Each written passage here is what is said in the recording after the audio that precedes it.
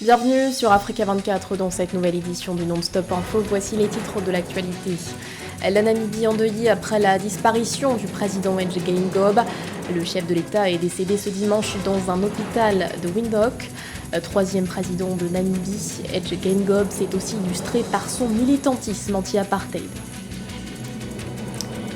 La Guinée-Bissau exprime son soutien à l'intégrité territoriale du Maroc, un soutien affirmé par le ministre bissau-guinéen des Affaires étrangères Carlos Pinto Pereira lors de son déplacement à Rabat.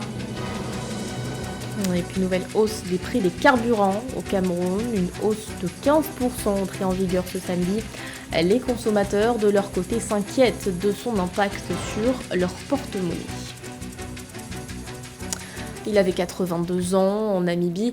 Le président Hage Geingob s'est éteint ce dimanche 4 février à Windhoek, la capitale. Il est décédé à l'hôpital Lady Pouamba où il recevait un traitement après la découverte de cellules cancéreuses. Plusieurs chefs d'État lui ont rendu hommage. Le président sud-africain Cyril Ramaphosa, notamment, a salué la mémoire d'un vétéran de la libération de la Namibie, du colonialisme et de l'apartheid. Retour sur son parcours avec Nathalie Mou. La nation namibienne a perdu un serviteur distingué du peuple, une icône de lutte de libération, l'architecte en chef de notre constitution. Ainsi est décrit le chef de l'État namibien Hage Geingob dans le communiqué de la présidence de la République annonçant son décès. Âgé de 82 ans, le président Hage Geingob est décédé le 4 février 2024 à l'hôpital Lady Pouamba à Windhoek, la capitale namibienne où il était soigné pour un cancer. Troisième dirigeant démocratiquement élu et premier président issu de la minorité ethnique d'Amaras en Namibie, Hage Geingob aurait achevé son second mandat à la tête du pays d'ici fin 2024. C'est triste de perdre un président comme nous l'avons fait. Nous savions tous qu'il était malade, mais nous avons tous été surpris par la nouvelle disant qu'il n'est plus. Nous avons définitivement perdu un leader et c'est une période tragique pour nous Namibiens. Le président Hage Geingob fait partie des principaux militants nationalistes pour l'indépendance de la Namibie intervenus en 1990. Son combat contre le régime de ségrégation raciale a permis la mise sur pied d'une politique de redistribution des richesses dans son pays. Sous son leadership également, l'Allemagne s'est engagée à payer à la Namibie 1,1 milliard d'euros en réparation pour le génocide des Herero et des Nama au début du XXe siècle. C'est un jour où nous sommes attristés, c'est un moment de tristesse dans lequel nous vivons en tant que Namibiens. Nous devons rester rassemblés, nous devons rester unis et chérir son héritage. À l'annonce du décès du président Geingob, plusieurs présidents africains ont adressé leurs condoléances au peuple namibien. Pour la présidente tanzanienne Samia Suluhu Hassan, le continent africain a perdu l'une de ses plus grandes figures contemporaines de la construction panafricaniste. En attendant la tenue de futures élections présidentielles en Namibie, le vice-président Nangolo Mbumba assure l'intérim à la tête du pays. Renforcement des relations diplomatiques entre la Guinée-Bissau et le Maroc. Le ministre des Affaires étrangères bissau-guinéen Carlos Pinto Pereira était en déplacement à Rabat pour une visite de travail.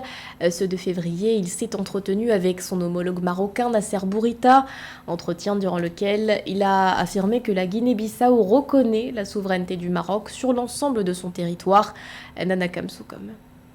La Guinée-Bissau réitère son soutien à la souveraineté du Royaume du Maroc sur l'ensemble de son territoire et s'engage à tout faire pour que cette réalité soit reconnue à l'échelle internationale. L'annonce a été faite le 2 février 2024 à Rabat par le ministre bissau-guinéen des Affaires étrangères, de la coopération internationale et des communautés, Carlos Pinto Pereira.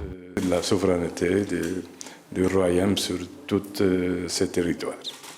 Alors, pour nous, ça a été un plaisir de réaffirmer ça au ministre des Affaires étrangères. Le ministre des Affaires étrangères, de la coopération internationale et des communautés de la Guinée-Bissau, qui effectue le 2 février 2024 une visite de travail au Maroc, a en outre indiqué que son pays et le Royaume possèdent une convergence de vues sur toutes les questions internationales qui se posent à l'heure actuelle, ajoutant que les deux pays aspirent à consolider le partenariat dans les domaines de l'éducation, la formation professionnelle, le tourisme, la pêche et l'industrie. Cette volonté affichée projet ouvre la porte à de nouvelles opportunités de coopération économique et sociale entre les deux pays. Et de le signaler notre compromis de tout faire pour que cette réalité soit reconnue internationalement. Le ministre Carlos Pinto a insisté sur l'amitié sincère qui lie la Guinée-Bissau et le Maroc, appelant à une consolidation des relations sur les plans bilatéral et multilatéral par la voie de l'Union africaine et des Nations unies. Actuellement, 59 pays, parmi lesquels la Guinée-Bissau, se sont positionnés en faveur de la reconnaissance de la souveraineté marocaine sur le territoire du Sahara occidental.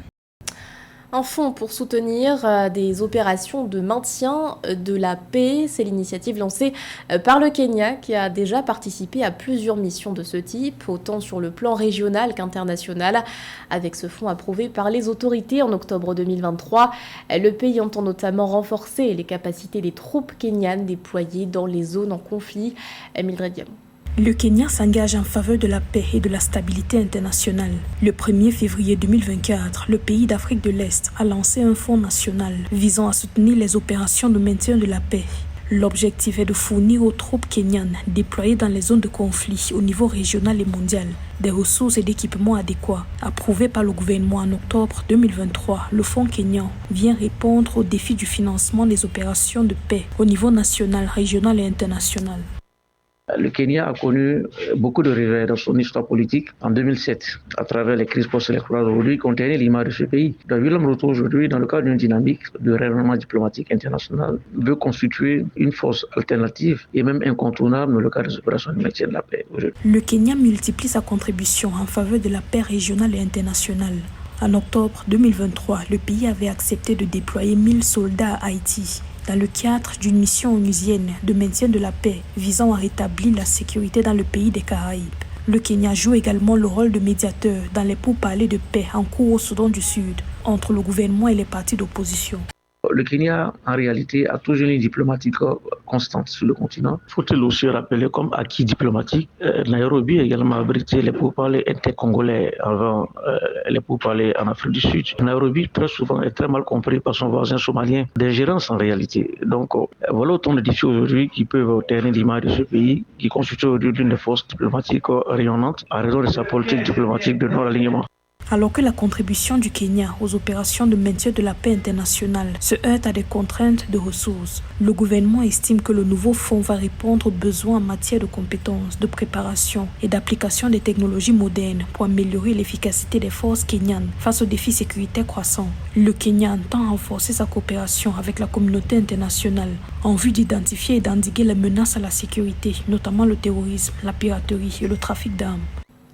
Au Cap-Vert, le Parlement a validé le premier amendement de la nouvelle loi sur la nationalité, un texte entré en vigueur le 22 août 2023.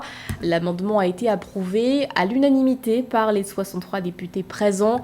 Cette disposition élargit en quelque sorte l'accès à la nationalité capverdienne. Cher Omar Camara. Au Cap-Vert, le premier amendement de la nouvelle loi sur la nationalité a été approuvé à l'unanimité par 63 députés sur 72. Cette dernière élargit le champ d'application de la nationalité d'origine, donnant corps à l'idée de nation globale et permettant d'accorder la nationalité capverdienne d'origine aux enfants de Capverdiens nés à l'étranger. Le flux migratoire des ressortissants capverdiens à l'étranger génère des investissements directs étrangers en hausse de 58% en 2022, soit 133,2 millions de dollars. Après avoir accepté de régulariser les immigrés vivant en Côte d'Ivoire, la suite logique, oui, serait que le Cap-Vert ne continue plus à renier les descendants de ses propres ressortissants nés à l'étranger.